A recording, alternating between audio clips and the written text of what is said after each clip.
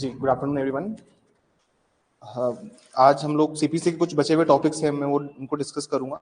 Then हम evidence act को discuss करेंगे। देखिए, जो भी सब्जेक्ट सब बचे हुए हैं हमारे, जितने भी सब्जेक्ट्स हमारे बचे हुए हैं, हम इनको इन डिटेल डिस्कस करना स्टार्ट करेंगे। अब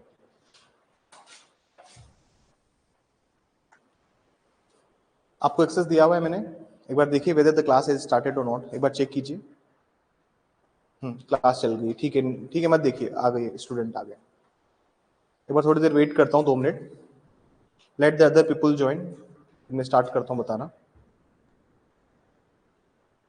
देखिए, मैं एक जनरल ओवरव्यू की बात करता हूँ जो मैंने सब बच्चों की कॉपीज में देखी है मिस्टेक। आप लोग प्लीज बैरेट का कंटेंट जो है उसको लिखिए। मैं ही नहीं कहता कि आप बिल्कुल बैरेट को कॉपी पेस्ट करके आइए, बैरेट को बिल्कुल हूबहू ही लिख दीजिए, लेकिन मैं आपसे एटलीस्ट इतना कहता हूँ कि जो बैरेट का कंटेंट है उसको थोड़ा सा लिखना स्टार्ट कीजिए, ठीक है? और वो चीज आपको लॉन्ग रन में हेल्प देगी। देसी जोन फैन,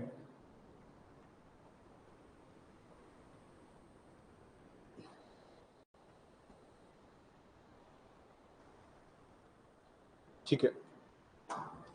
बैरेट का कंटेंट को सर बढ़ाइए और प्लीज अपनी कॉपी को खाली मत छोड़िए।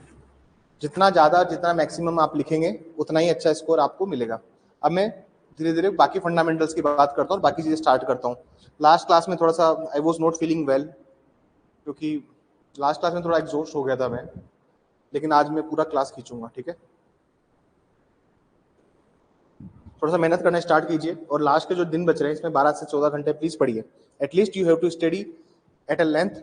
आंसर लिखिए, और आंसर भी सर आप जब आप लिखते हैं तो प्लीज बैरेट का कंटेंट लिखिए। अननेसेसरी जब तक ना पूछा जाए केसेस भी नहीं, लास्ट में टेस्ट ही टेस्ट होंगे आपको। तभी तो मैं आपसे कह रहा हूँ अभी कि इंडिविजुअल टेस्ट जो आप दे रहे हैं उनको 12 से 14 घंटे एटलीस्ट पढ़ के दीजिए। जब आप, और जो सवाल हम यहाँ पे बता रहे हैं उसका सिर्फ ये मतलब, जो भी हम लोग डिस्कस करते हैं उसका सिर्फ एक पर्पज ये है, उसका पर्पज ये है कि आप जब एग्जाम में जाएं तो उसके पहले एक बार आपके जो इंपॉर्टेंट टॉपिक्स हैं वो हाथ से निकले हुए हों। क्योंकि देखिए, जो चीज की आप हाथ से प्रैक्टिस करके आते हैं और वही एग्जाम में जब सवाल आता है तो हम अलग कॉन्फिडेंस से उसको अटेम्प्ट करते हैं। लेकिन मान लीजिए कोई एग्जाम में से सवाल पूछ लिया जिसको आपने नहीं लिखा है, तो फिर आपका जो आंसर होगा वो कॉन्फिडेंस डाउन जाएगा। और मेंस में जो पूरी जीत है वो सिर्फ आंसर राइटिंग की है। मान लीजिए जो सवाल आपका प्रैक्टिस किया हुआ है वही सवाल अगर मेंस में पूछा जाता है तो आप उस सवाल को जल्दी सोल्व करेंगे, क्योंकि आपके माइंड में ऑलरेडी वो पहले आप फ्रेम कर चुके हो उसे और पहले आपका लिखा हुआ है वो सवाल। लेकिन मान लीजिए कोई नया सवाल है तो आपको वो सवाल बहुत ज्यादा टाइम लेगा और बहुत ज्यादा टाइम टेकिंग होगा। जी, लिखिए इंटरलोकेटरी ऑर्डर। इंटरलोकेटरी ऑर्डर लिखिए please. Interlocutory order, order 39 rule 6 to 7, order 39 rule 6 to 7, order 39 rule 6 to 7। और थोड़ा सा वायरल चल रहा है तो प्लीज, कुछ बच्चों की तबीयत खराब चल रही है तो आप लोग भी अपनी तबीयत का ध्यान रखिए। थोड़ा सा वायरल, अभी इंस्पेक्शन का टाइम चल रहा है। इंटरलोकेटरी ऑर्डर, ऑर्डर 39 रूल 6 और 7। आगे लिखिए sir, grounds of first appeal and second appeal. Grounds of first appeal and second appeal, order 4142, order 4142, grounds of first appeal and second appeal, order 41 और order 42। First appeal and second appeal के grounds कहाँ दिए हुए हैं sir? Order 41, order 42 के अंदर। Specifically अगर मैं जाता हूं तो रूल 2 के अंदर दिए हुए हैं, दोनों के रूल 2 ही है, ठीक है ना? इस चीज को भी एक बार देखिएगा। Reference review revision, reference review revision, reference review revision, section 113 से 115, सेक्शन 113 से 115, ऑर्डर 46 47, ऑर्डर 46 47, ऑर्डर 46 47,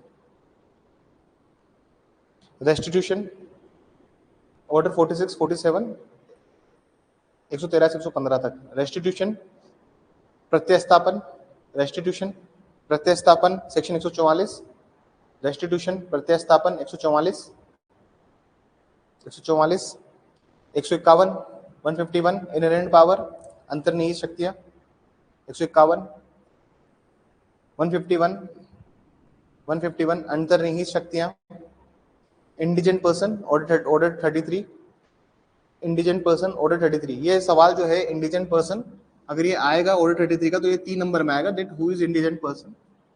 और अगर इसको ज्यादा लेंथ में पूछेगा तो ये 6 नंबर में आएगा, 4 नंबर में नहीं आएगा। ऑर्डर 33 ऐसे मत कीजिए, आप ऑर्डर मत पूछिए अपने साथ वालों से, वरना आपको साथ वाला आपको कमतर आकेगा। देखिए पूरा जो गेम है मेंस का वो सिर्फ मेंटल गेम है। आप मेंटली स्ट्रांग होकर एग्जाम में जाते हैं। देखिए आंसर राइटिंग का जो मेन पर्पस होता है कि आप मेंस में जब जाएं तो आपकी इनफ प्रैक्टिस हो और आपका मेंटली तौर पे आप सक्षम होकर जाएं कि मैंने बहुत आंसर राइटिंग लिखी है और अब मैं जा रहा हूं तो मुझे कोई दिक्कत नहीं है। वो एक अलग कॉन्फिडेंट होता है। उस कॉन्फिडेंस जब आप एग्जाम में जाएंगे तो आप अच्छा परफॉर्म करके आएंगे। और पूरा गेम मेंटल एलिमेंट का है, मैं अभी भी कह रहा हूँ। सिर्फ आप मानसिक रूप से मजबूत रहिए और पढ़ाई करते रहिए रोज के 14-15 घंटे। आपका देखना मैजिक होता है और पता भी नहीं चलता कि कब आप कहाँ से आप कहाँ पहुंच गए। और ये हो सकता है, नामुमकिन जैसी कोई बात नहीं है। आगे लिखिए, इंडिजेंट पर्सन हो गया यहाँ तक ना। केवेट, केवेट लिखिए 148 है, केवेट लिखिए 148 है, 148 है। इसका पर्पस पूछा जा सकता है, इसका पर्पस क्या होता है, कोई बताएगा मुझे क्या होता है केवेट का पर्पस? उन्होंने वाले बच्चे भी लिख सकते हैं जल्दी से, क्यों होता है? वो तो मतलब है, आपने पर्पस नहीं बताया। पहले सुनने का अधिकार क्या है? ये पर्पस नहीं है, ये पर्पस है। आप उस चीज को लिख रहे हैं बेसिकली। ये जो आप लिख रहे हैं ये उसका मीनिंग है। पहले सुनने का अधिकार हो गया, या फिर पर्पस क्या होता है 148 ए का, कोई बताएगा मुझे? देखिए इसका उद्देश्य क्या है इस प्रोविजन का। उस प्रोविजन का उद्देश्य ये होता है कि कोर्ट कोई भी इंटरिम ऑर्डर पास ना करे, कोर्ट कोई भी अंतरिम आदेश आपको सुने बिना पारित ना कर दे। तो एक्स पार्टी इंटरिम ऑर्डर के लिए, ठीक है, एक पक्षीय अंतरिम आदेश को रोकने के लिए इसको लाया जाता है। कुछ बच्चों ने लिखा है, लेट मी सी। हाँ वेरी गुड नीलम, वेरी गुड नीलम आपने सही लिखा है। नहीं रिचा, वो सब जो बातें हैं वो बातें तो उसकी मीनिंग में आ जाती है। जो पर्पस जो मेन वो है कि एक्स पार्टी ऑर्डर ना हो, इसलिए इसको लेकर जाता है। और आपसे इंटरव्यू में भी इसको पूछेंगे तब आपसे उसका पर्पस ही पूछेंगे, ठीक है? तो आपको उस चीज को करना है। एक सवाल जो राजस्थान में पूछा गया, मिस जोइंडर और नॉन जोइंडर, और ये पूछे जाने की संभावना होती है। Misjoinder, non joinder. Misjoinder को हम लोग कहते हैं कुसंयोजन, और ये है सर अपना असंयोजन। अब क्या होता है कुसंयोजन और असंयोजन? जब भी सर ये सवाल आ जाए तो आपको इसमें लिखना है ऑर्डर 1 रूल 9, ऑर्डर 1 रूल 13। होता क्या है वो भी सुन लीजिए। सर दो तरह की पार्टीज होती है, प्रॉपर पार्टी और नेसेसरी पार्टी।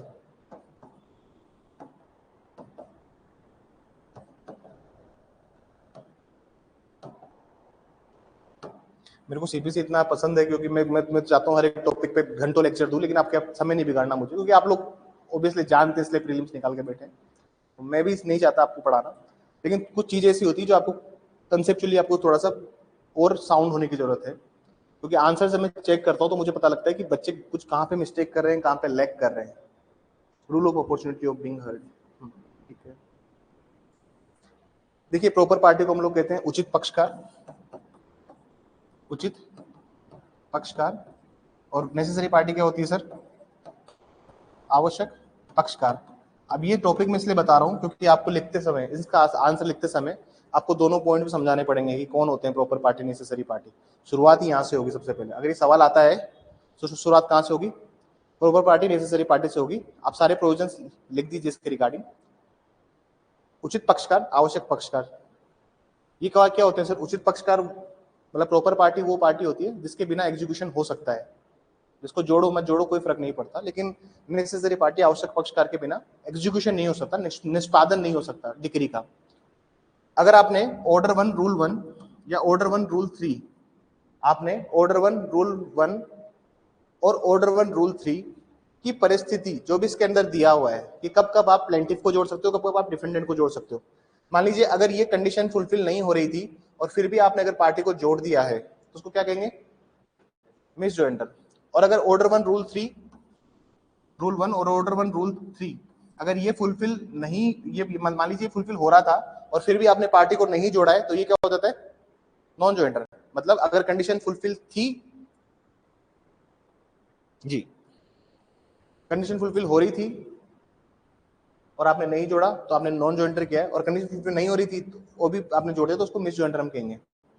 ठीक है, आंसर क्या होगा। और ऑर्डर वन रूल 13 में बोला गया है कि अगर आपने नॉन जॉइंटर किया है नेसेसरी पार्टी का तो फिर प्रोसीडिंग्स विशिएट हो जाएगी। मतलब आवश्यक पक्षकार को अगर आपने नहीं जोड़ा है सूट के अंदर जिसके बिना निष्पादन नहीं हो सकता था तो फिर प्रोसीडिंग्स हो जाएगी। ये सवाल आया हुआ है तो आप इसको थोड़ा सा इसमें ये प्रोविजंस भी लिखना, एड ऑन कर लेना इसको भी, order one rule 1 order one rule 3 को भी। इनका सिर्फ पासिंग रेफरेंस देना है लेकिन ये दोनों तो पूरे पूरे लिखना है।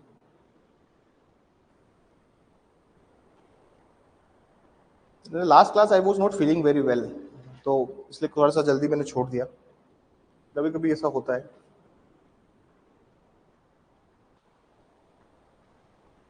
सवाल है, pleading to state material facts, pleading to state material facts and not evidence, pleading to state material facts and not evidence. अभिवचन के अंतर्गत तात्विक तथ्य होंगे न कि साक्ष्य। अभिवचन के अंतर्गत तात्विक तथ्य होंगे न कि साक्ष्य। कौन सा उसमें लिखेंगे सर आप इसको, ऑर्डर 6 रूल 2 क्या लिखेंगे सर, ऑर्डर 6 रूल 2 लिखना है इसमें। ठीक है, देखिए लास्ट ईयर के प्रीलिम्स में 3 सवाल पूछे गए एमसीक्यू में। देखिए जो मेरा एक अनुमान रहता है कि सवाल क्या होगा, आप लास्ट ईयर का जो 21 का प्रीलिम्स था ना उसको प्लीज उसमें जहाँ पे जो भी टॉपिक आए हुए हैं जिस भी सब्जेक्ट के रिगार्डिंग वो इस बार सारे मेंस में पूछे जाएंगे और ऐसा मेरा अनुमान रहता है कि हाँ पूछेगा। तो लास्ट ईयर के पेपर में प्री में 3 चीजें पूछी गई थी, रिसीवर टेम्परेरी इंजंक्शन लिख लीजिए, रिसीवर भी आप लोगों को पढ़ना है, receiver temporary injunction arrest and attachment before judgment, arrest and attachment before judgment. तो सर इसको भी आप थोड़ा सा करके आ जाइएगा। ठीक है, रिसीवर का कौन सा ऑर्डर है 40, टेम्परेरी का तो 39 है, पहले भी लास्ट में बता दिया था मैंने, और अरेस्ट एंड अटैचमेंट का 38। तो इसको भी प्लीज एक एक बार देख लीजिएगा, आप चाहें तो लिख के जाइए लेकिन मुझे लगता है कि इन तीनों में से एक ना एक पॉइंट आएगा एग्जाम में और फंसेगा पेपर। ऑर्डर वन रूल 10 का भी रेफरेंस है क्योंकि रेमेडी दी हुई है प्रॉपर और नेसेसरी पार्टी को सब्स्टिट्यूट करने के लिए। हाँ आप चाहें तो दे सकते हैं, आप चाहें नीलम तो दे सकते हैं। मैम कह रही हैं कि हम अगर हम चाहें पहले वाले सवाल में तो उसमें हम लोग ऑर्डर वन रूल 9 या ऑर्डर वन रूल 13 के साथ में हम ऑर्डर वन रूल 10 भी लिख सकते हैं। हाँ लिख सकते हैं अगर आप चाहें तो। डिपेंड करता है सवाल कितने नंबर का है, प्रोविजन तो हम 10 मिला के लिखते हैं सारे, लेकिन डिपेंड करता है सवाल कितने नंबर का पूछा गया है। 3 नंबर का है तो बस पासिंग रेफरेंस दीजिए क्योंकि ये शायद 3 या 4 नंबर में आएगा, उससे ऊपर नहीं आएगा। समय है, टाइम है, जगह है तो लिखिए, लेकिन सारे पॉइंट लिखने बाद में, लेकिन पहले आपको मेन जो प्रोविजन लिखने हैं वो लिखना है आपको। ये दोनों प्रोविजन सर पूरे पूरे लिखने हैं, उसके बाद जगह मिले तो बाकी चीजें लिखिए। देखिए एग्जाम में जो पूछा जा रहा है सबसे पहले उसको लिखिए। हम क्या करते हैं ना, आंसर को अट्रैक्टिव बनाने के लिए 10 चीजें एड ऑन कर देते हैं, इंटरलिंक कर देते हैं। हाँ वो सब जरूरी है लेकिन पहले डायरेक्ट जरूरी है, पहले डायरेक्ट लिखिए उसके बाद सब कुछ लिखिए। इस एग्जाम को निकालने का एक ही फॉर्मूला है। आरजेएस की अगर आप कॉपीज देखेंगे, मैं आपको कुछ कॉपी शेयर कर दूंगा। देखिए अननेसेसरी नंबर नहीं काटते आरजेएस वाले, मैं आपको बहुत स्पेसिफिक बता देता हूँ। आपने लिखा है नंबर मिलेंगे, आप ऐसे बच्चे बहुत सारे हैं जिनको लास्ट ईयर 45-50 मिले हुए सब बच्चों को, किसी को 41, किसी को 45-50, जबकि आंसर में बहुत अच्छी नहीं थी। आंसर ऐसा नहीं था कि बहुत ही खूबसूरत आंसर लिखा हो, बहुत सिस्टमेटिक अप्रोच में आंसर नहीं थे, लेकिन फिर भी हाईकोर्ट ने नंबर दिए हैं। अगर हम थोड़ा सा भी सुधार करें, मेरा तो ये टारगेट है हमारे पास जितने भी 20, 22, 25 बच्चे हैं सबके सारे ही प्रीलिम, सारे के सारे का क्या हो जाए, मेंस क्लियर हो और सभी इंटरव्यू में पहुंचे। तो मेरा जनरली ये मानना है कि अगर हम थोड़ा सा सुधार कर दें और अपनी कॉपी को दूसरे से अच्छा दिखा दें तो हमें नंबर मिल जाएगा। ज्यादा किसी साथ चर्चाओं में मत पड़िए। अभी देखिए लास्ट का जो टाइम है, किसी के साथ ग्रुप स्टडी मत कीजिए, फालतू बसबाजी मत कीजिए। आपको जो आता है जितना आता है उतना पढ़िए, बस पढ़िए। इस एग्जाम का एक ही निकालने का एक ही सक्सेस मंत्र है कि जितना पढ़ सकते हो उतना पढ़िए और जितना बैरेट का रट्टा लगाना स्टार्ट कर सकते हो लगाइए। आपको चीज समझ में नहीं आ रही, मान लीजिए कोई प्रोविजन समझ में नहीं आ रहा, तो आप मुझे बताइए सर ये प्रोविजन है, ये मुझे समझ में नहीं आ रहा कि इसको याद कैसे करना है। अभी मैं एविडेंस में कुछ सवाल डिस्कस भी करूंगा आपसे, ठीक है, कि होते हैं बहुत सारे इलिस्ट्रेशन हैं, जैसे एविडेंस का टेस्ट दिया था तो बच्चों ने इलिस्ट्रेशन उनको समझ में नहीं आया कि इस इलिस्ट्रेशन में आंसर कैसे फ्रेम होता है, तो मैं अभी बताऊंगा उनको भी इलिस्ट्रेशन में आंसर कैसे फ्रेम करना है, वो भी मैं भी बताऊंगा। लेकिन प्लीज आप लोग पढ़िए, समझ में नहीं आता मान लीजिए बिना समझे रट्टा नहीं लगाया जाता, ये तो कोई भी नहीं लगा सकता, जो लगाता है फिर उसको अलग ही एक्सेप्शन में चले जाएंगे। समझ के आप बार बार पढ़ेंगे समझी हुई चीज को, तो उसकी लैंग्वेज एज इट इज याद होने लग जाएगी। आगे चलिए, अबेटमेंट ऑफ सूट, वाद का उपशमन। अबेटमेंट ऑफ सूट, वाद का उपशमन। अबेटमेंट ऑफ सूट, वाद का उपशमन।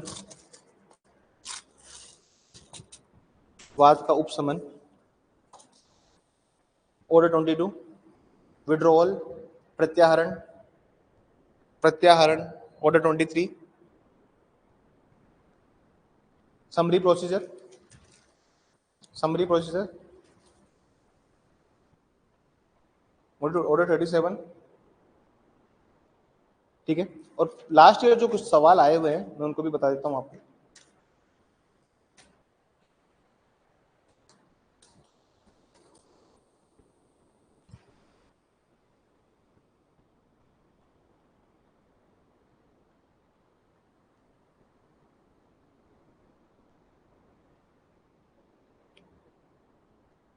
नहीं, ऐसा कोई सवाल नहीं रहा जो हमने कवर नहीं किया है।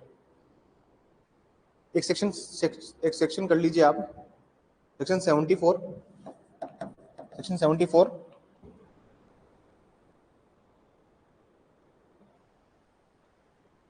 ऑर्डर 8 रूल 9, सब्सिक्वेंट प्लीडिंग, पश्चातवर्ती अभिवचन।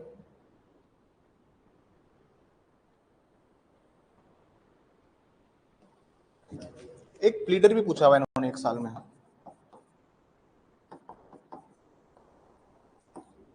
हु इज प्लीडर, इसको भी कर लेना बस, बाकी और कुछ नहीं है।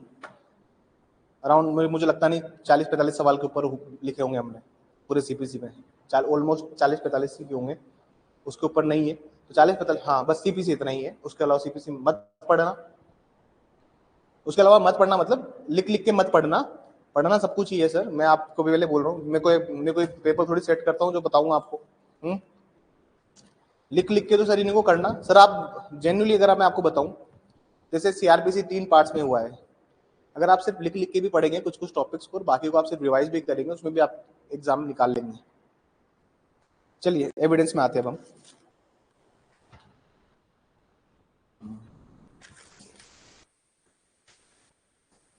एविडेंस में जो सवाल जो 3-3 नंबर में आने वाले हैं, मैं उनकी बात करता हूं पहले। जो 3-3 मार्क्स के आएंगे, देखिए पूरा जो खेल है ना वो स्टार्टिंग के 30 मार्क्स का है, वहां पे उस सवाल को, उस पार्ट को अच्छे से अटेम्प्ट कीजिए। पीछे सबको एवरेज मार्क्स मिलते हैं, आपको भी एवरेज ही देगा। ये मान लीजिए मैं एग्जामिनर हूं, मेरे सामने बहुत सारी बल्क में कॉपीज हैं, और मैंने देख लिया कि मान लीजिए क्वेश्चन नंबर 13 था, एक कोई प्रॉब्लम बेस्ड क्वेश्चन, आपने रीजनिंग सही दी हुई है, भले से आपके पास समय कम था लेकिन आपने कम लिखा, लेकिन रीजनिंग दी है। बाकी को मान लीजिए अगर वो 4 नंबर का है तो बाकी को 3, 3.5 दे रहा है, आपको 2.5-3 तो देगा ही। तो इसलिए इनिशियली जो 30 सवाल है उनको तो आप समय देके अच्छे से अटेम्प्ट करना, मेरी यही आपसे बेस्ट विशेष है। इनिशियली जो 10 सवाल आएंगे ना 3 नंबर वाले, उनको आप अच्छे से लिखेंगे, वो अच्छे से लिखोगे तो पूरा पेपर अच्छा हो जाएगा। ठीक है, पहला सवाल, proved, disproved, proved, disproved, not proved, proved, disproved, not proved, साबित, ना साबित, साबित, ना साबित, साबित नहीं हुआ, साबित नहीं हुआ, साबित, ना साबित, साबित नहीं हुआ।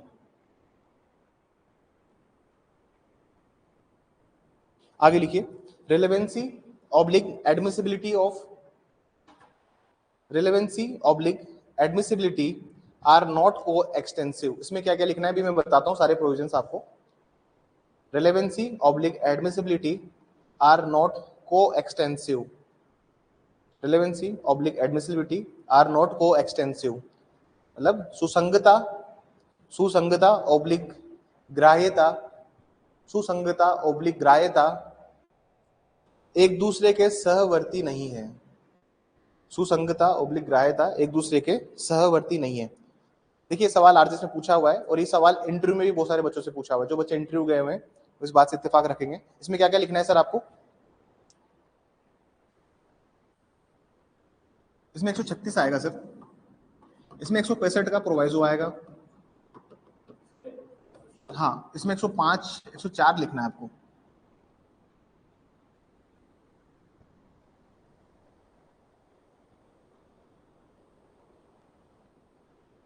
मतलब ये कहना चाह रहा है कि सर हर चीज जो रिलेवेंट है जरूरी नहीं है वो चीज एडमिसिबल हो। समझ में आ गई बात? मतलब कोर्ट एडमिसिबल करेगा नहीं करेगा कोर्ट की मर्जी है।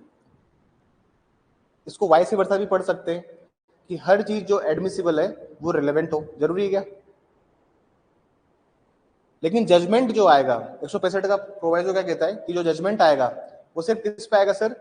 जो फैक्ट रिलेवेंट है और ड्यूली प्रूव्ड है, जजमेंट उस पे होगा। तो मतलब जजमेंट आने के लिए रिलेवेंट होना जरूरी है और ड्यूली प्रूव्ड होना जरूरी है।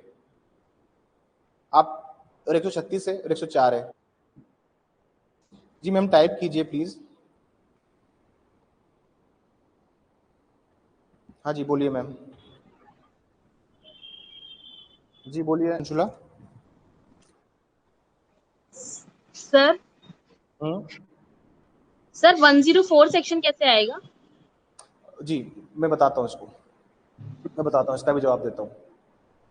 जी 104 बात करता है कोई भी एक ऐसा फैक्ट एडमिसिबल कराना है आपको। कोई भी ऐसा फैक्ट जो कि आपको एडमिसिबल कराना है, ग्राह्य कराना है कोर्ट के अंदर, उसका बर्डन ऑफ प्रूफ कोई स्पेशल फैक्ट है, आप चाहते हो कि ये फैक्ट एडमिसिबल होना चाहिए कोर्ट के अंदर, इसलिए 104 आएगा। डायरेक्ट निकालिए एक बार 104 पढ़िए। कोई स्पेशल फैक्ट अगर कोई विशेष तथ्य है, कोई स्पेशल फैक्ट है, उसको मैं चाहता हूं कि कोर्ट इसको एडमिसिबल करे, तो उसका बर्डन ऑफ प्रूफ मेरे ऊपर है, ये बात बोलता है, इसलिए 104 आएगा। आपको डायरेक्ट देख लीजिए एक बार, लिखा हुआ है a burden of proving fact to be proved to make evidence admissible. हो सकता है ना सर कि कोई एविडेंस है, आप चाहते हो कोर्ट उसको एडमिसिबल करे, तो एडमिसिबल करने के लिए कोई फैक्ट आपको आप प्रूव करोगे। जैसे इसमें जो इलस्ट्रेशन दिया हुआ है कि जो विल है, कोई चाहता है कि कोर्ट इसमें प्रोबेट इशू कर दे और उस पर्सन ने बिल लगाई है, तो एटलीस्ट उसको उसको कम से कम उस एविडेंस को एडमिसिबल बनाने के लिए डाइंग डिक्लेरेशन देना पड़ेगा। डाइंग डिक्लेरेशन क्या, सॉरी, वो सर्टिफिकेट, डेथ सर्टिफिकेट देना पड़ेगा, तभी तो विल में वो लगेगा और विल लगने के बाद में उसमें कोर्ट प्रोबेट इशू करेगा। ये बात समझ में आई? एडमिसिबल क्यों हुआ 104? क्योंकि अगर आपको कोई स्पेसिफिक एविडेंस एडमिसिबल करवाना है कोर्ट के अंदर, तो आपको क्या करना पड़ेगा सर? बर्डन ऑफ प्रूफ आपके ऊपर होगा, इसलिए मैंने 104 लगाया। ठीक है, अब देखिए प्रोविजंस जो है वो बहुत एविडेंस में नंबर नहीं आते हैं मेंस में। सुन लीजिए बात मेरी एक बार, आप मेंस का टेस्ट देंगे एविडेंस का, उसमें नंबर नहीं आएंगे। सब जो भी पुराने प्रीवियस ईयर स्टूडेंट्स हैं, सबसे दुखी करने वाला सब्जेक्ट है एविडेंस, जो आसान सबको लगता है। आपसे इंटरव्यू में पूछ लेंगे क्या सब्जेक्ट अच्छा लगता है, तो आप एविडेंस ही कहेंगे मुंह खोल के। लेकिन मेंस में नंबर नहीं देके जाता एविडेंस। वो क्यों नहीं देके जाता? क्योंकि हम वर्ड्स का स्पेसिफिक चूज नहीं करते, कहीं पे रिलेवेंट लिख रहे हैं, कहीं पे एडमिसिबल लिख रहे हैं, कहीं पे रिलायबल लिख रहे हैं। डायरेक्ट में जो लैंग्वेज दी गई है प्लीज उस पर स्टिक रहिए। अगर if you really want to get marks in evidence, तो आपको डायरेक्ट में जो लिखा हुआ है उसको उसका पूरा एक बार पूरा सम्मिश्रण आपको करना आना चाहिए। राजस्थान में सेलेक्ट होने का कोई वो नहीं है, कोई रॉकेट साइंस नहीं है, थोड़ा सा डायरेक्ट पे कमांड चाहिए आपको। देखिए बाकी जी डायरेक्ट पे कमांड होना चाहिए आपका। अगर आपको डायरेक्ट आता है, देखिए कंसेप्चुअल क्लैरिटी के साथ साथ डायरेक्ट भी चाहिए कंसेप्ट, क्योंकि देखिए सवाल सीधे नहीं आएंगे, मैं अभी भी कह रहा हूं आपसे। आप मेरी बात एग्जाम में भी याद कर लेना, क्वेश्चंस बिल्कुल सीधा नहीं आने वाला। 21 वाला पेपर जो था वो वैसा पेपर नहीं होगा ये। तो सवाल को समझते ही लिखिए कि कौन सा बैरेक का कौन सा सेक्शन ये इन्वोक करने की बात कर रहा है, मतलब कौन सा सेक्शन अप्लाई होगा इसके अंदर, आप सीधा उस पर फोकस कीजिए। ठीक है, और आप चाहो तो इसमें सेक्शन 5 भी लिख सकते हो। सेक्शन 5 इसलिए क्योंकि रिलेवेंसी कहां दी हुई है भाई, वो जो भी फैक्ट है जो जो सेक्शन 5 बताता है। अब चाहो तो देखिए जब मैं सवाल भी तो ये बोल रहा हूं ना, रिलेवेंसी कहां आएगी? सेक्शन 5 से आएगी। सेक्शन 5 में जो बता रखा है कि here in after the provisions, after here in after the provisions content, जो भी 6 से 55 के प्रोविजन है उसको इन्वोक क्या कर रहा है, उसको एनेबल क्या बना रहा है। सेक्शन 5 ही तो सशक्त करता है, सेक्शन 5 एनेबल करता है कि 6 से 55 वाले फैक्ट्स रिलेवेंट है। तो आप चाहो तो 5 का भी जिक्र कर सकते हो। सवाल लिखना कैसे है, क्या लिखना है, आप चाहें तो मुझे लिख के भेज दीजिए।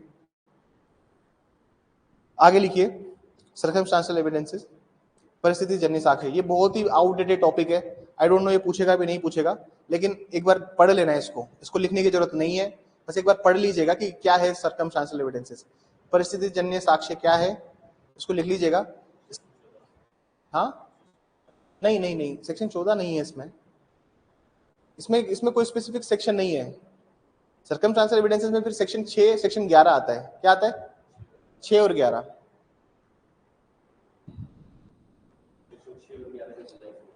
लिखना कुछ नहीं है इसमें, बेसिकली रूल्स दिए हुए हैं, एक पंचशील का सिद्धांत है, वो सब। केस का नाम लिख लीजिए, Sharad Birdhichand Sarda versus state of Maharashtra. Case बहुत लैंडमार्क है, इसका नाम नहीं लिखाऊंगा, तो पता होना चाहिए आपको। Sharad Birdhichand Sarda versus state of Maharashtra 1984, 1980। Birdhichand Sarda लिख देता हूं मैं। थोड़ा सा अपनी पढ़ाई की हैबिट और स्पीड को बढ़ाइए please.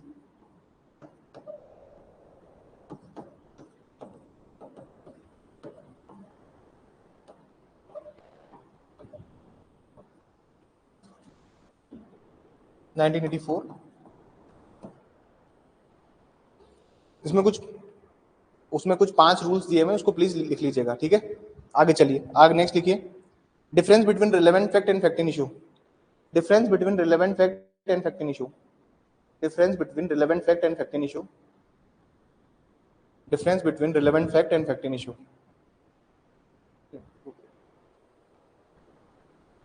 Difference between relevant fact and fact in issue.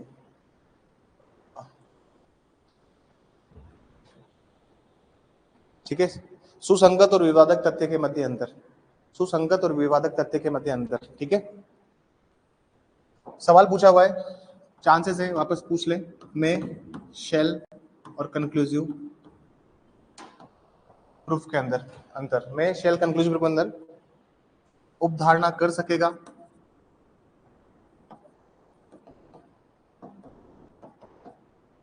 उपधारणा करेगा।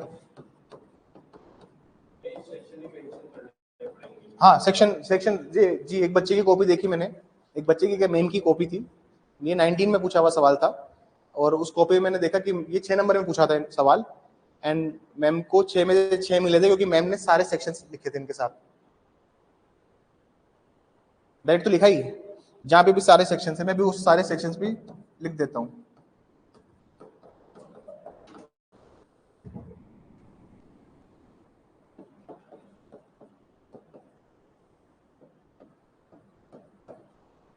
कुछ छूट जाए तो प्लीज आप लोग लिख लीजिएगा।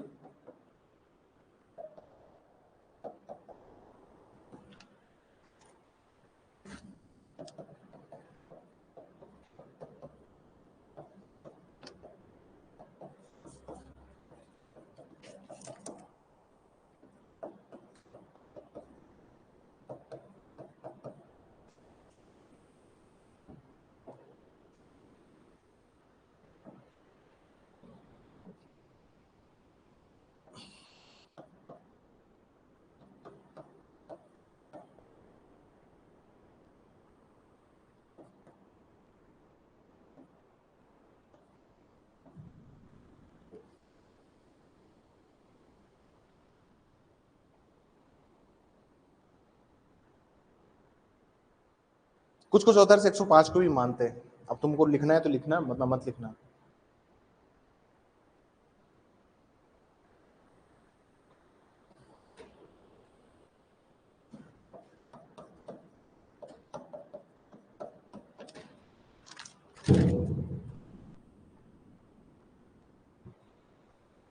प्लीज सारे प्रोविजन लिख के आना, अगर सवाल आ जाता है तो।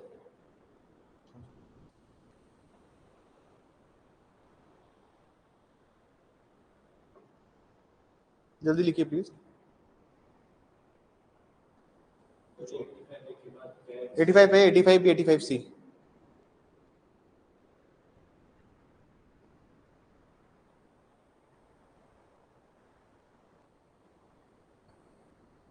जल्दी लिखिए प्लीज। ठीक है, आगे लिखिए।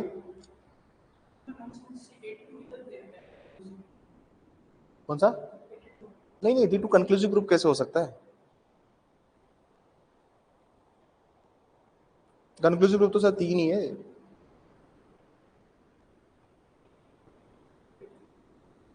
AD2 आईपीसी का बात कर रहे हो आप? आईपीसी का है वो जो AD2 की बात कर रहे हो ना सर आप, वो आईपीसी का है। जो बच्चा 7 साल से कम है, डोलिन केपेक्स वाला 7 साल से कम वाला बच्चा, वो कंक्लूसिव प्रूफ ही माना जाता है। इसलिए वो 82 जो है वो इसका नहीं, 82 आईपीसी वाला है। डायरेक्ट में आप चेंज कर लीजिएगा। चलिए मैं आगे बढ़ता हूँ। रेस जेस्टे लिखिए।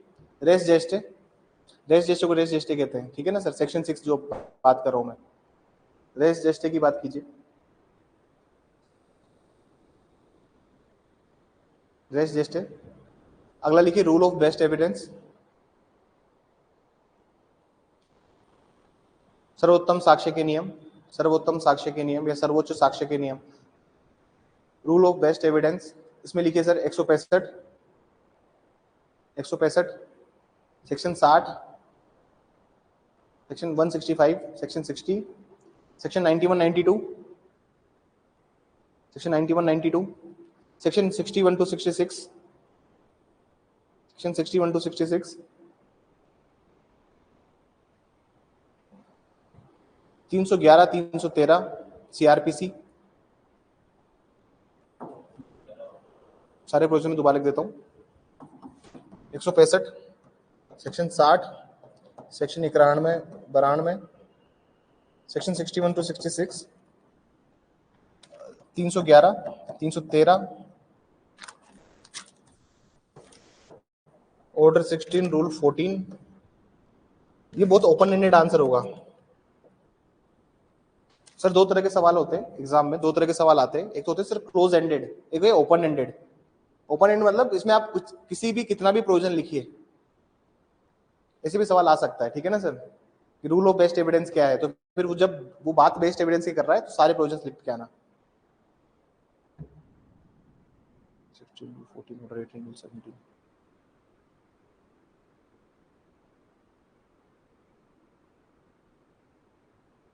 मैन में lie but document will not, man में lie but document will not, man में lie but document will not। आदमी झूठ बोल सकता है, दस्तावेज नहीं। लिखिए, आदमी झूठ बोल सकता है, दस्तावेज नहीं। आदमी झूठ बोल सकता है, दस्तावेज नहीं। इसमें क्या लिखना है सर अपन को? 92 लिखना है बस इसमें, ठीक है ना? 91 का बहुत पासिंग सा रेफरेंस देना, बस पूरा सेक्शन 91 92 पे जाएगा, ठीक है? 92 और उसके एक्सेप्शंस, उसके प्रोवाइजोस लिखने हैं। 92 आगे लिखिए।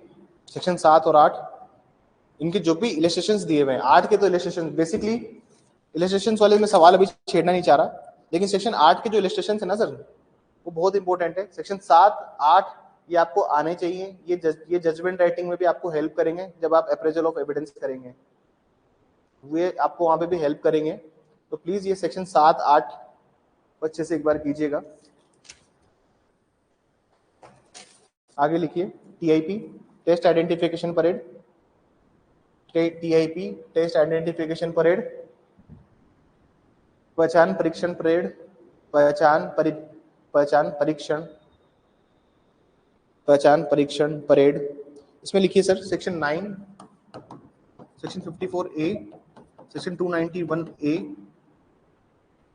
ये दोनों सीआरपीसी के हैं।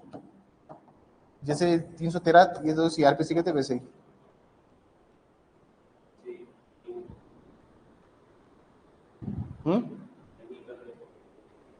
क्या बोल रहे हैं?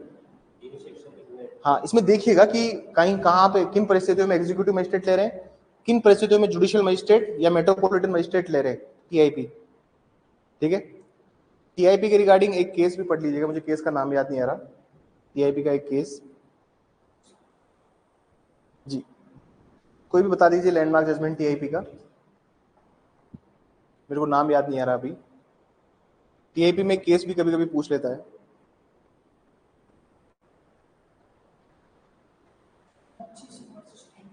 नहीं नहीं, मच्छी सिंह नहीं, अभी रिसेंटली नहीं, एक लैंड। चलिए आगे, अब मैं बाद में बता दूंगा, फिर मैं पूरा पीडीएफ भेज दूंगा टीआईपी का। चलिए आगे लिखिए, प्लियोफेलिबी। प्लियोफेलिबाई लिखिए, अगला टॉपिक लिखिए, प्लियोफेलिबाई। अन्यत्र उपस्थिति का अभिवाक। अन्यत्र उपस्थिति का अभिवाक। अन्यत्र उपस्थिति का अभिवाक। अन्यत्र उपस्थिति का अभिवाक। अन्यत्र उपस्थिति का अभिवाक। ठीक है, अब मैं आता हूँ इलस्ट्रेशंस पे। ठीक है ना सर, यहाँ तक तो बेसिक बेसिक फंडामेंटल है, सब कुछ सबको सब कुछ आता है। अब मैं आता हूँ इलस्ट्रेशंस पे। को देखना पड़ेगा बैरेक्ट कहाँ रखा हुआ है मैंने।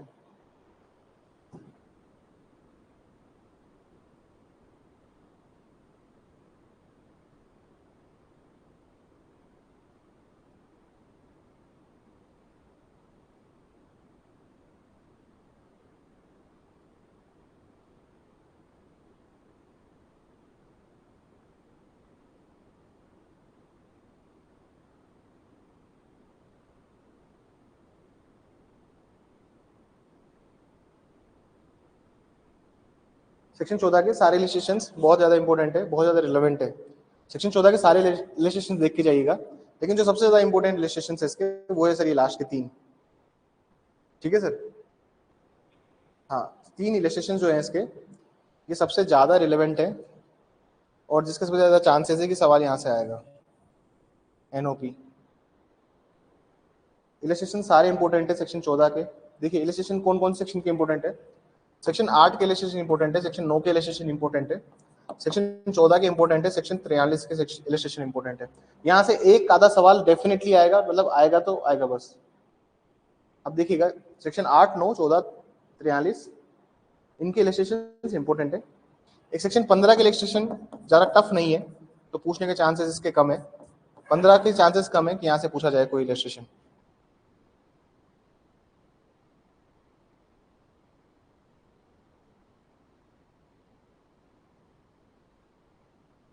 वाली उसके आंसर्स कैसे फ्रेम करने, उसको हमेशा समझिए। सबसे पहले आप ये समझिए, सबसे पहले आपको ये समझना पड़ेगा कि कौन सा सेक्शन से ये इलस्ट्रेशन पूछा गया है। सबसे पहले क्या समझना है आपको। हाँ, आपको अगर आप मान लीजिए, आपको अगर ये बात पता लग जाती है कि कौन से सेक्शन से इलस्ट्रेशन पूछा गया है, तो फिर उस सेक्शन में जो उसके रिगार्डिंग जो बात दी गई है, वो सेक्शन के फिर आपको ये लिखना है, उसका कंटेंट लिखना है उस सेक्शन का। फिर आपको उस कंटेंट को लिंक करना है जो फैक्ट्स दिए हुए हैं उससे। फिर आपको बताना है कि वो रिलेवेंट है या इररिलेवेंट है, जो भी वो पूछेगा। बात समझ में आई। सबसे पहले आपको सर जो ये फैक्ट्स, जो जब भी आपको सबसे पहले आइडेंटिफाई करना है कि कौन सा सेक्शन कौन सा उसका दिया हुआ है, और आइडेंटिफाई तभी हो पाएगा सर जब आपने पढ़ा हुआ होगा अच्छे से। समझ में आई बात, वरना एग्जाम में कंफ्यूजन की स्टेट में रहोगे। बहुत बेसिक फंडा मैं आपको बता रहा हूँ। प्रॉब्लमेटिक सवाल जो भी आए राजस्थान में, देखिए वो उसको एग्जामिनर को पढ़ते ही पता लग जाएगा कि आपने सेक्शन नंबर सही लिखा है नहीं लिखा। स्टार्टिंग के 1-2 लाइन में समझ जाएगा कि आप जो लाइन में लिख रहे हैं वो सही है या गलत। फॉरगेट अबाउट कि वो रिलेवेंट है इररिलेवेंट है, ये तो बात की बात है। लेकिन अगर आप कोई आंसर लिख भी रहे हैं तो आधा नंबर देगा अगर वो आप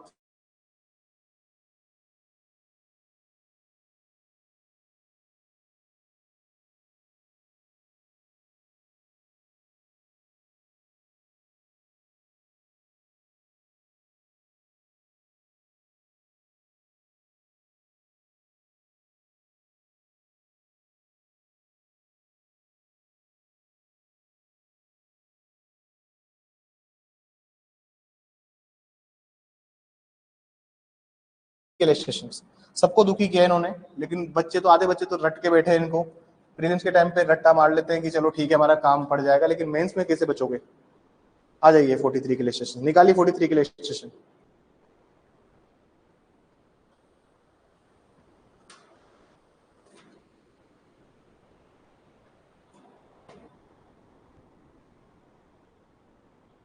जी,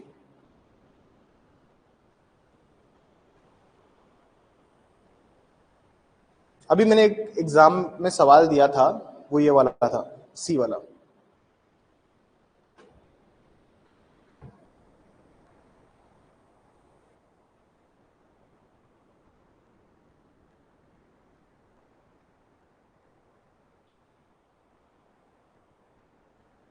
देखिए सेक्शन 43 के इलस्ट्रेशन बहुत इंपॉर्टेंट है,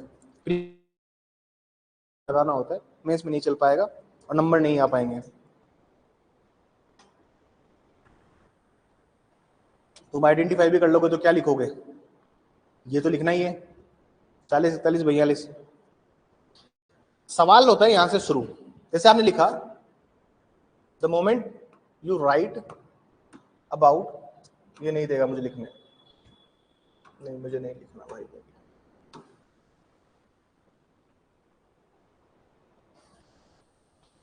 the moment I have mentioned about, कि मैंने प्रॉब्लम पढ़ते समझ गया कि ये 43 का है, मैंने लिख दिया कि जो भी जजमेंट डिक्री या ऑर्डर है जो मेंशन किया हुआ है 40, 41, 42 से, वो क्या है, सारे इररिलेवेंट है। अगर वो उनमें फॉल होता है तो ही रिलेवेंट होता है, अदरवाइज इररिलेवेंट होता है। Unless the existence of such judgment order decree the fact in issue या रिलेवेंट के साथ लिंक करते हैं। ये बात आपको आपने लिख दी, लेकिन इसको लिखने पे भी वो आपको आधे एक नंबर के ऊपर नंबर नहीं देगा, तो फिर क्या करें। एक सवाल मैं बताता हूं जी, चलिए स्टार्ट करते हैं। समझने का सबसे आसान तरीका, जिंदगी में कभी नहीं भूलोगे, जिसको समझ में आता है उसको वेल एंड गुड, जिसको नहीं समझ में आता है एक बार सुन लीजिए। 43 के इलस्ट्रेशन रटने की जरूरत नहीं है, समझने की जरूरत है। सेक्शन 40 क्या बोलता है कि जो भी ऑलरेडी डिसाइडेड हो चुका है या फिर कोई भी प्रीवियस जजमेंट आया हुआ है, मैं लिख देता हूँ प्रीवियस, अगर कोई भी प्रीवियस जजमेंट है सर तो वो क्या है सर, रेलेवेंट है। 40 में बोला है, 41 में क्या बोला है कि 4 तरह के जजमेंट होते हैं, 4 तरह के जजमेंट होते हैं। कौन कौन से होते हैं सर, प्रोबेट, मैट्रिमोनियल,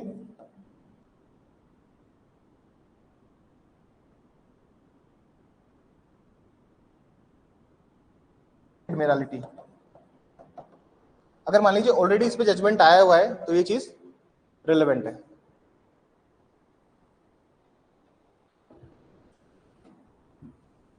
बयालीस क्या बोलता है सर कि जो भी जजमेंट होगा किसका, पब्लिक नेचर का, तो वो क्या हो जाएगा, रिलेवेंट होगा। लोक प्रकृति का जो भी होगा वो रिलेवेंट होगा।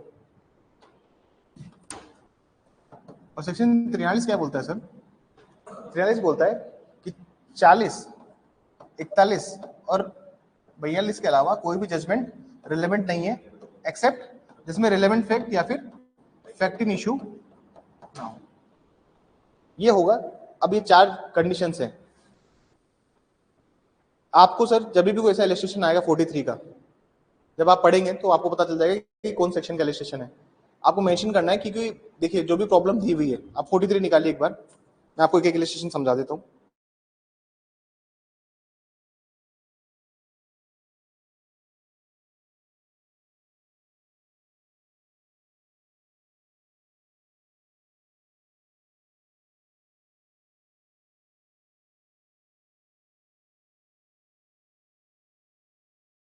Conviction as between A and C the judgment against B is irrelevant. अब ये इररिलेवेंट क्यों हुआ, इसको बस इतनी सी बात से आप समझिए कि सर ये प्रीवियस जजमेंट वाली जो बात है वो यहाँ पे एप्लीकेबल नहीं होगी क्योंकि पार्टीज अलग है। दूसरी बात ही समझिए कि जो गाय चुराने वाला अगर मामला भी लिया जाए, ना तो वो प्रोबेट है, ना वो मैट्रिमोनियल है, ना वो इंसॉल्वेंसी, नहीं एडमिरलिटी है, वो मामला ना पब्लिक नेचर का है। क्या पब्लिक नेचर का मामला है, नहीं है। क्या रिलेवेंट फैक्ट और फैक्ट इन इशू दोनों का सेम है, नहीं है।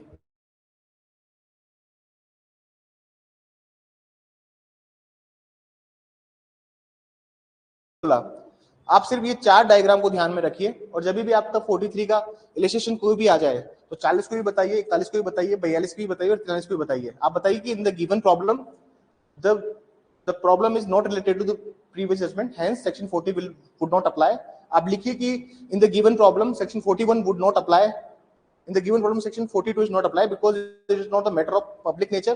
फिर आप उसमें 43 में भी ये चीज लिखिए कि it is not relate either relevant fact or nor, उसको आप ऐसे करके लिखिए और उसको कंक्लूड कीजिए। ये बात समझ में आया। 43 का हर एक इलस्ट्रेशन आप सिर्फ ये 4 चीजों के अंदर जाके देखिए, आपको पूरा एविडेंस समझ में आ जाएगा। समझ में आया निविशा, इनका सवाल गलत था ये वाला।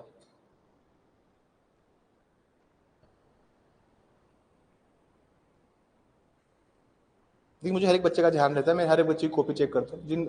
जिन बच्चों ने एविडेंस का टेस्ट दे दिया है उनकी मैं कॉपी में बता सकता हूँ कि हाँ उनको ये बात दिक्कत क्या क्या थी। हर एक बच्चे का मेरे को पता है। जो बच्चे टेस्ट नहीं दे रहे हैं तो प्लीज वो बच्चे टेस्ट देने स्टार्ट कीजिए। देखिए अगर आप टेस्ट टाइम पे नहीं देंगे तो मैं आपको टाइम पे तैयार नहीं कर पाऊंगा। जो हमारा 31 तारीख को जो युद्ध होने वाला है उसके लिए आप लोग प्लीज टाइम पे टेस्ट दीजिए।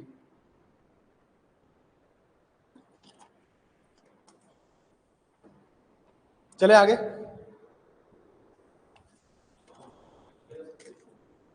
वो आप समझ लेना और अपने हिसाब से कर लेना बस। अब जिसको समझ में आना था समझ में आ गया।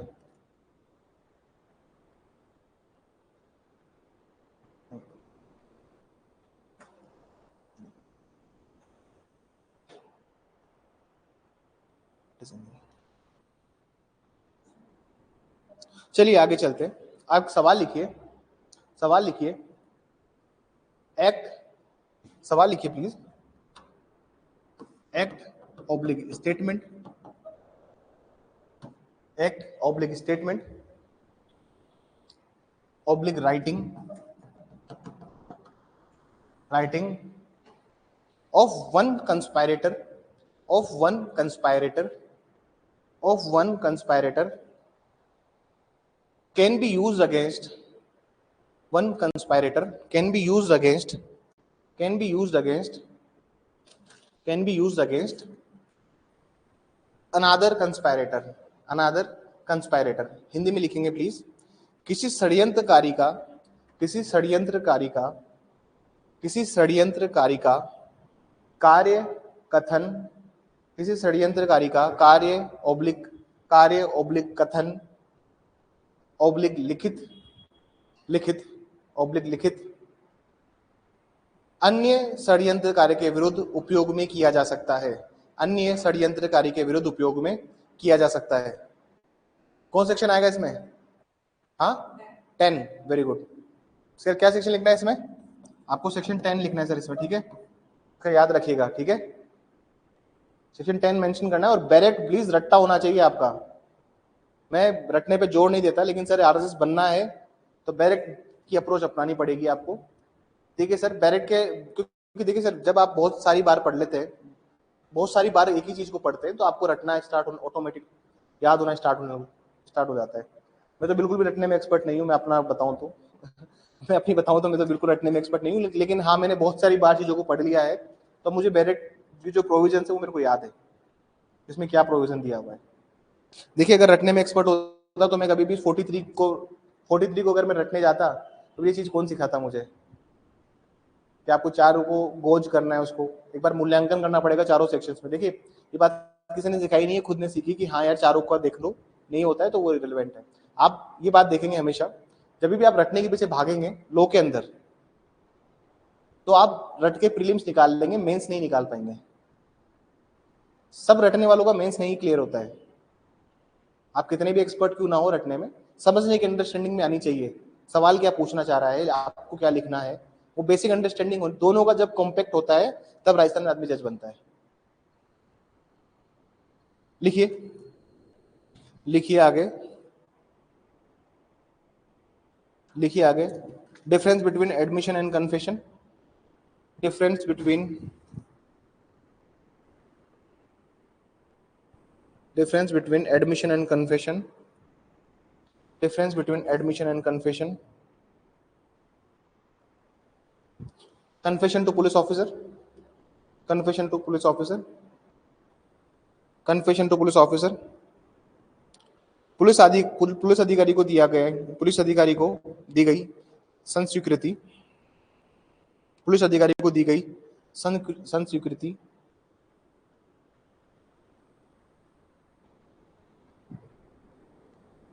दी गई संस्वीकृति। इसमें सर इसमें जजमेंट लिखिए, लैंडमार्क जजमेंट है।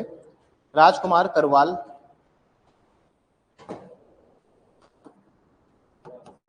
अग्रवाल नहीं Karwal, Rajkumar Karwal versus union of India 1994 I believe, 1994 का ये शायद या 1993, नहीं 1990 का एक बार मुझे देखना पड़ेगा, 1990 का है शायद, एक बार चेक कर लेता हूँ। कन्फेशन टू पुलिस ऑफिसर का लैंडमार्क जजमेंट है।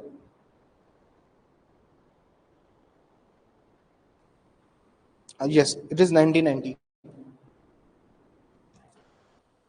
आगे लिखिए डिस्कवरी स्टेटमेंट। देखिए डिस्कवरी स्टेटमेंट सेक्शन 27, कथन का पता लगाना। कथन का पता लगाना, हिंदी वाले क्या लिखिए, कथन का पता लगाना, डिस्कवरी स्टेटमेंट सेक्शन 27। देखिए जब कभी भी सेक्शन 27 को लिंक करें, मैं आपको अभी बता रहा हूँ, पेपर पे कुछ भी हो सकता है, मैं आपको अभी भी बोल रहा हूँ, सेक्शन 27 को लिंक करें आर्टिकल 14 के साथ में, आर्टिकल 22 के साथ में। ये सेक्शन 27 एविडेंस को अगर चेक किया जा रहा है कि कॉन्स्टिट्यूशनलिटी है या नहीं है, सवाल 14 के साथ है, 1922 के साथ में आए, एक ही केस लिखना है सब में, वो है सर देवमन उपाध्याय वाला। देखिए state of UP versus Devman Upadhyay.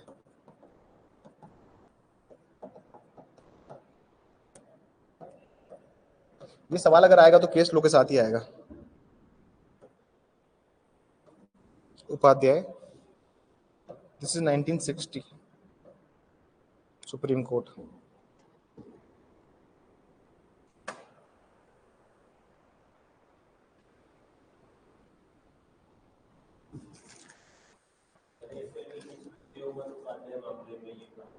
नहीं इससे नहीं लिखना है, पूरा लिखना है। एवरेज नंबर चाहिए या फिर रैंक चाहिए? याद कीजिए, देखिए याद कीजिए, पढ़िए। देखिए आप पढ़ाई का आवर्स बढ़ा दीजिए। आप मेरी बात मान के रखिए, दिन के 24 घंटे होते हैं ना सर, किसी दिन आप 13-14 घंटे 15 घंटे पढ़ के देखिए, आपकी कंटेंट में भी निखार आ जाएगा, आपकी क्वालिटी में भी निखार आ जाएगा। तो आप कहते हो ना मैं भूल जाते हैं, भूल इसलिए जा रही है क्योंकि सर पढ़ाई एक ही बार है, वो भी सिर्फ आप ऐसे पढ़ रहे हैं कि हाँ भाई मेंस दे देते हैं। देखिए मेंस की अपॉर्चुनिटी सबको नहीं मिलती है, मेरी बात याद रख लेना। असली खेल अब शुरू होगा, आप कितने काबिल हैं कितने काबिल नहीं है। और मैं आज भी बता देता हूं आपको,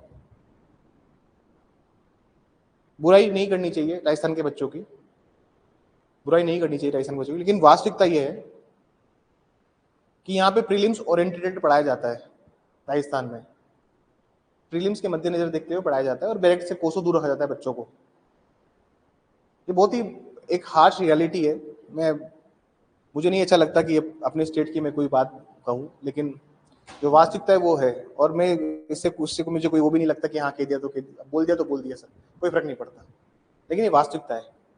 इसलिए थोड़ा सा भी आप अच्छा लिखेंगे ना सर, सेलेक्ट हो जाएंगे इजीली। सब बच्चे मेरे सुन लीजिए, थोड़ा सा भी अच्छा लिखिए प्लीज सेलेक्ट हो जाओगे। और हर दिन टेस्ट देने की हैबिट डालिए। आप 13-14 घंटे पढ़िए, 3 घंटे 2 घंटे का भी टेस्ट नहीं है अपना, अगर आप देखते हो तो 1.5 घंटे का टेस्ट लेता हूं मैं, क्योंकि सब्जेक्ट को डिवाइड किया हुआ है। लेकिन जैसे ही ये सब्जेक्ट खत्म हो जाएंगे तो मैं फिर 3-3 घंटे के टेस्ट होंगे। अपने हाथ को आराम मत कराइए, आप जितने हाथ को तोड़ेंगे अभी इस टाइम पे, आप अपने हाथ को जितना यूज करेंगे एग्जाम में उतना ही कम आपको दुखी होना पड़ेगा। यहाँ पे प्रीलिम्स ओरिएंटेड बच्चे पढ़ते हैं, मेंस उनका तैयार नहीं है, तो आप थोड़ा सा भी अच्छा लिखेंगे तो आप इस एग्जाम को इजीली निकाल देंगे। ऐसा नंबर नहीं काटते हैं नेसेसरी, और ऐसी बात नहीं कि नंबर भी नहीं देते हैं। अभी एक स्टूडेंट थे अपने, कल ही वो बात कर रहे थे मुझसे कि सर नंबर दिए उन्होंने मुझे, गंदा लिखने के बाद भी नंबर दिए, and he got 50 around of marks. वो यही मुझे कह रहे थे कि सर और अच्छा लिखूंगा तो मैं इस बार इंटरव्यू में चला जाऊंगा, जबकि लास्ट टाइम उन्होंने एक भी आंसर राइटिंग की प्रैक्टिस नहीं की थी। तो नंबर नहीं कटेंगे, थोड़ा सा अच्छा लिखना प्लीज, मेरा आपसे यही रिक्वेस्ट है। और थोड़ा सा पढ़ाई का टाइम बढ़ाइए, यही। नहीं नहीं कोई देर नहीं हुई है, लेकिन एक हफ्ता और रुक गए ना सर तो फिर देर हो जाएगी, क्योंकि फिर आपके पेपर्स टाइम पे कंप्लीट नहीं हो पाएंगे। तो फिर आप एक दिन में क्या चाहते हो कि एक दिन में आप सीपीसी भी लिख रहे हो और एविडेंस भी लिख रहे हो और इतना इन डिटेल पढ़ के लिख रहे हो, वो नहीं हो पाएगा। वो सिर्फ अभी हो सकता है क्योंकि अभी आप मेहनत कर सकते हैं। चलिए लिखिए, आगे लिखिए। कन्फेशन अगर पूछा जाए तो पलविंदर कौर लिखना है। कन्फेशन पूछा जाए संस्वीकृति Palvinder Kaur, Nishikant Jha versus state of Bihar, ये सब आप लिख सकते हैं।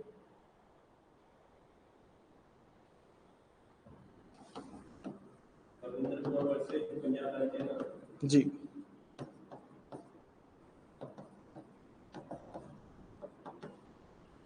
निशिकांत झा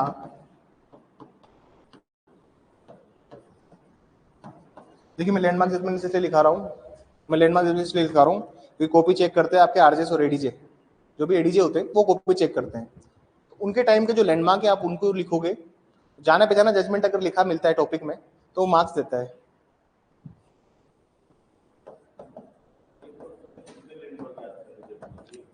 अननेसेसरी केसेस मत लिखना, पूछा जाए तो केस लिखना है। एक ही पूछेगा तो एक ही लिखना है, एक ही लिखना है, जनरली वो पूछेगा तो एक ही लिखना है। अननेसेसरी केसेस मत लिखना, टाइम खराब होता है। इससे अच्छा आप कंटेंट लिखिए जो आप पढ़ के जाएंगे। This is 1968। कन्फेशन ऑफ को अक्यूज्ड, कन्फेशन ऑफ को अक्यूज्ड, सहअपराधी द्वारा दी गई संस्वीकृति, सहअपराधी द्वारा दी गई संस्वीकृति। कन्फेशन ऑफ को अक्यूज इसमें लिखिए, इसमें लिखिए केस लिखिए, इसमें बहुत सारे केसेस हैं, मैं दो तीन केसेस लिखवा देता हूं इसमें।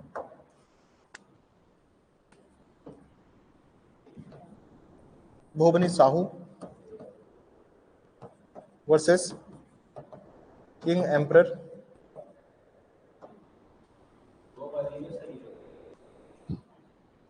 एन भोबनी 1949। एक और केस है इसके अंदर,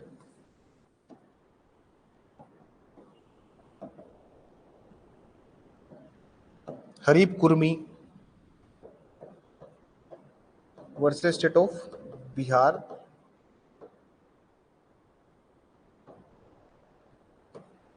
और एक और है सर कश्मीरा सिंह वर्सेस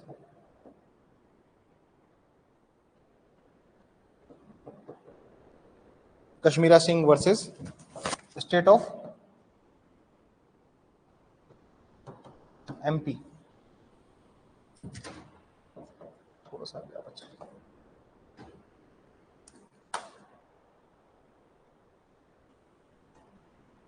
आज शाम को ऐसे और उसकी लिस्ट में भेज दूंगा, ठीक है, लिस्ट तैयार हो गई है और कंटेंट भी भेज दूंगा आज शाम को। ये ट्राई रहेगा। जनरली क्या हुआ ना, जो कंटेंट थे मेरे पास में, मैं उसको दे के आया था फोटोकॉपी वाले को कि आप प्लीज कोई फोटो स्टेट कर दीजिएगा और इसकी मेरे को फाइल बना के दे दीजिएगा। उन्होंने 3-4 दिन तक पढ़ के रखी फाइल अपने पास और कंटेंट भी नहीं बनाया, तो फिर मैंने कहा चलो मैं खुद करता हूँ उसके लिए कुछ, ठीक है। 52 से 55 करेक्टर, इसमें सेक्शन 12 भी लिखना है। 52 से 55 के साथ में क्या लिखना है? सेक्शन 12 अलग टॉपिक है, ठीक है ना।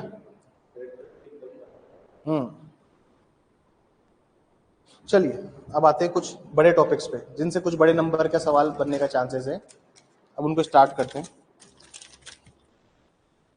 सेक्शन 112,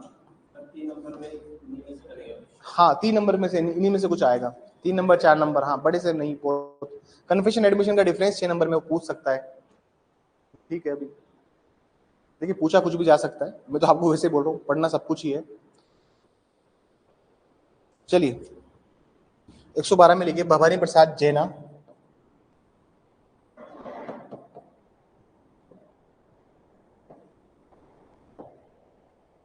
वर्सेस भवानी प्रसाद जैना वर्सेस कन्वीनर सेक्रेटरी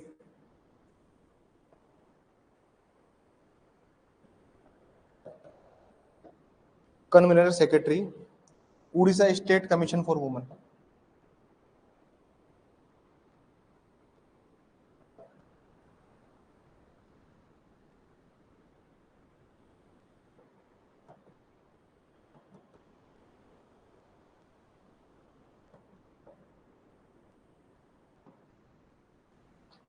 दो 2010 का है ये।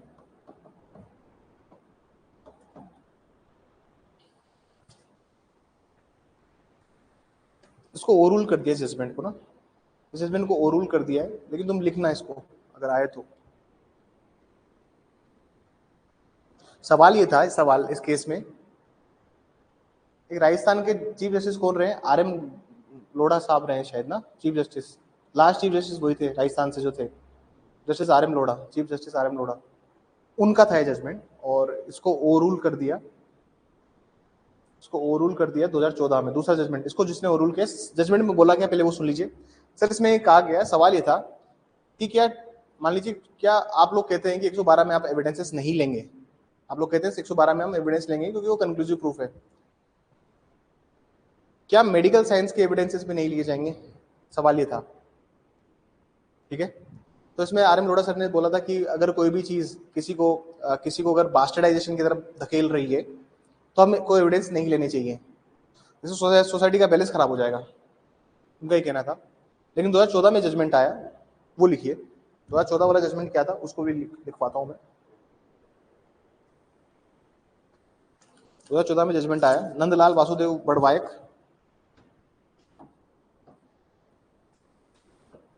कहीं से अगर आप पढ़ पाए जजमेंट्स को, नंदलाल वासुदेव बड़वायक, आप गूगल पे लिखेंगे सिंपल इतना सा, इसकी केस समरी आ जाए तो केस समरी आ जाएगी, बड़वायक वर्सेस, जब आप 112 उठाएं तो दोनों केसेस को भी उठाना, क्योंकि देखिए गौतम कुंडू ये सब बहुत पुराने केसेस है।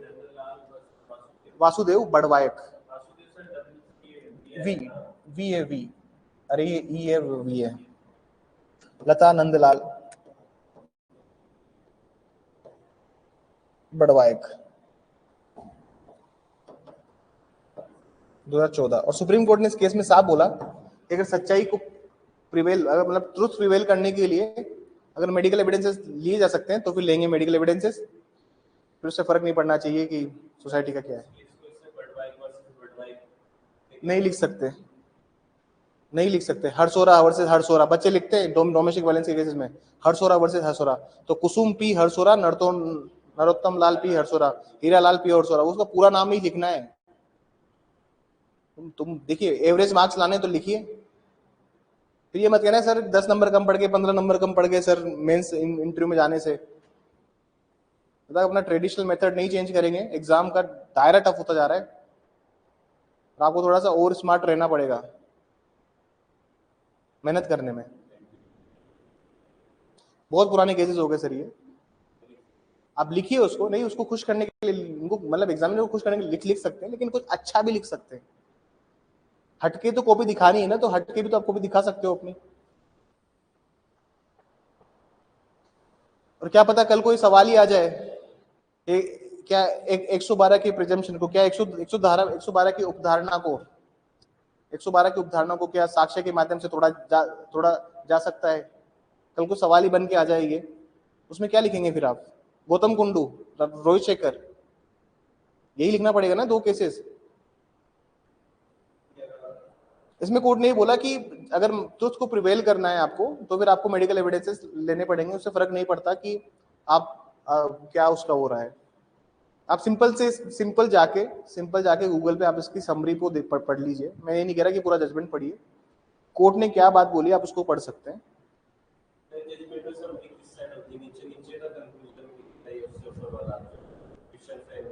डिपेंड करता है, अब क्लास के बाद बात करते हैं इसके रिगार्डिंग। समरी कहाँ होती है? हेड नोट अगर दिया हुआ है केस के अंदर, अगर केस ने हेड नोट दिया हुआ है तो वहां समरी है, और केस में हेड नोट नहीं है तो फिर समरी के लिए जाना पड़ेगा आपको नीचे केस में देखने। और आप हमेशा अगर केस में देखने के लिए जा रहे हैं तो हमेशा पैराग्राफ 13, 14, 15 के बाद देखिए, वहां पे आपको केस की समरी मिलेगी, तो क्या कोर्ट ने क्या रेशियो डिसाइड किया वो वहां मिलेगा। 65 भी मैं ये प्लीज, इसके जजमेंट ना बहुत सारे हैं सर, मैं ज्यादा जजमेंट में इतना समय भी नहीं होगा आपके पास लिखने के लिए, लेकिन अगर ये सवाल आएगा तो केस लो के साथ ही आएगा, 112 आएगा तो केस लो के साथ ही आएगा। जी जी जी रटिए, और 65B का चौथा क्लोज तो जरूर रटिए, क्योंकि सर्टिफिकेट वहीं दिया जाता है, उसका पहला दूसरा भी रटिए। देखिए सर रट्टा मारना पड़ेगा, कुछ नहीं है, मैं आपको भी बता रहा हूँ, रटने का मतलब है कि सर प्रोविजन समझिए, और क्या समझ में नहीं आता 65B में? आसान सा तो प्रोविजन नहीं है, क्या टफ है इसमें? लैंग्वेज का तो मैं कुछ नहीं कर सकता सर।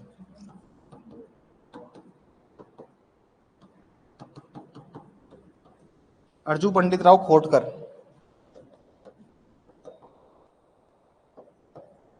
वर्सेस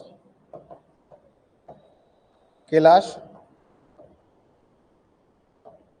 कुशान राव कोरंतायल। मेरी राइटिंग समझ में आ जाती ना आप लोगों को? वो ऑर्डर भेजा तो उस पर राइटिंग समझ में आ गई थी ना, इंग्लिश मीडियम वाले बच्चे? थोड़ा सा मैं उसको टाइप, अगर आप चाहते हो तो मैं उसको टाइप भी करवा दूंगा। ये 2020 का जजमेंट है, इसने शफी मोहम्मद को ओवररूल कर दिया था। मैं आपको जल्दी बताता हूँ कि हुआ क्या था। कोरनतायल, अरे कोरोना में जजमेंट आया था तो इसको कोरनतायल से याद रख लीजिए आप लोग। बहुत से लोगों को अर्जुन पंडित राव खोटकर याद रहता है और नीचे सिर्फ कैलाश याद रहता है, कोरनतायल नहीं याद रहता, तो उसको कोरोना से याद रख लीजिए। 2020 में क्या था, कोरोना था तो कोरनतायल था। तो जनरली बात कहती सर इस केस में क्या बोला गया वो भी सुन लीजिए। इस केस में ये बात बोली गई माननीय न्यायालय द्वारा, ऑनरेबल कोर्ट ने इस जजमेंट में बोला कि सर 65B की रिक्वायर्ड सर्टिफिकेट की रिक्वायरमेंट है। अगर आप सर्टिफिकेट नहीं दे पा रहे तो आप कोर्ट को बोलिए कि समन इशू करें 91 और 92 का। सीआरपीसी में 91 92 का होता है सर, आप सर्च उसके लिए समन इशू करवाएं अगर आपको सर्टिफिकेट नहीं मिल पा रहा है।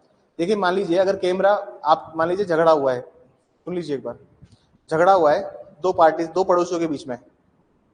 अब तीसरे पड़ोसी के बाहर कैमरा लगा हुआ है, एक पड़ोसी चाहता है कि यार वो कैमरे की रिकॉर्डिंग देना, इसके खिलाफ केस दर्ज करूंगा, तो आप क्यों बुरा बनना चाहोगे? वो मना कर देगा कि नहीं देता कैमरे की रिकॉर्डिंग। तो इन केसेस से बचने के लिए पहले क्या था कि अगर आपके पोजीशन में कैमरा नहीं है तो आपको रिक्वायरमेंट नहीं है सर्टिफिकेट की, पहले ये गाइडलाइंस थी कोर्ट की। लेकिन इस केस में बोला गया कि अगर थर्ड पार्टी की पोजीशन में कोई कैमरा लगा हुआ है तो आप मजिस्ट्रेट को बोलिए और मजिस्ट्रेट 91 92 का ऑर्डर इशू करेंगे और उसके बाद से फिर पुलिस वाला को रील आपको लाके देगा। इसी जजमेंट को रिएटरेट किया, दोहराया दोबारा से। अभी एक नया जजमेंट आया 2023 का, state of Karnataka versus T Naseer.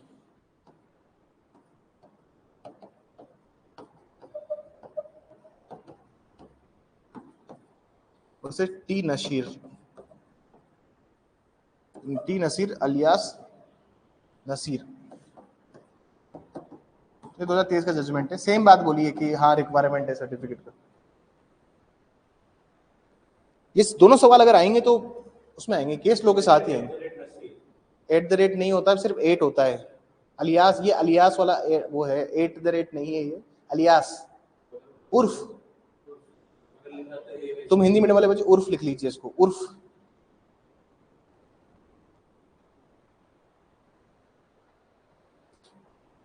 उसको भी @ नहीं कहते हैं, एट ही कहते हैं। जीमेल के जो पीछे लगा होता है ना उसको भी एट ही कहते हैं, उसको भी एट ही कहते हैं। @ गलत बोलते हैं लोग, कहते हैं ना कि सर आपका मेल आईडी क्या है, @gmail, तो @ नहीं कहते, उसको एट ही कहते हैं, @gmail। सब इंटरेस्ट रेट बैंक वालों ने आदत खराब कर दी लोगों की। कोई बात नहीं, कोई बात नहीं, इसमें सॉरी वाली क्या बात है। आगे लिखिए, आगे लिखिए। Difference between primary evidence secondary evidence, difference between primary evidence secondary evidence. Primary evidence secondary evidence को पढ़ लेना। अटेस्टेशन, अटेस्टेशन, अटेस्टेशन, अटेस्टेशन में है ना सर 68 69 70। अटेस्टेशन, अटेस्टेशन, अटेस्टेशन प्रमाणित करना।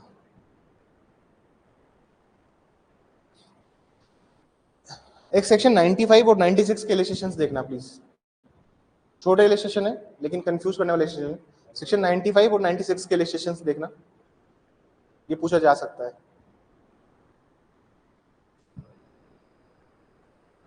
एक सवाल लिखिए, बर्डन ऑफ प्रूफ और onus of proof. Burden of proof, onus of proof. सबूत का भार, साबित करने का भार। सबूत का भार, साबित करने का भार 101 102। सबूत का भार, साबित करने का भार 101 102।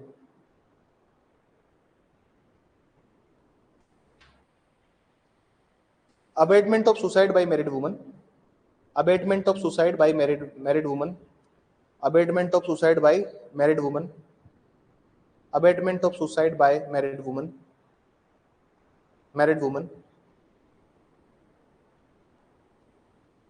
Abetment of suicide by married woman. Monday को, बस अभी ये इतने ही काफी। मंडे को 15-20 मिनट का जो टॉपिक बचे होंगे एविडेंस, आज के लिए इतने ही काफी है।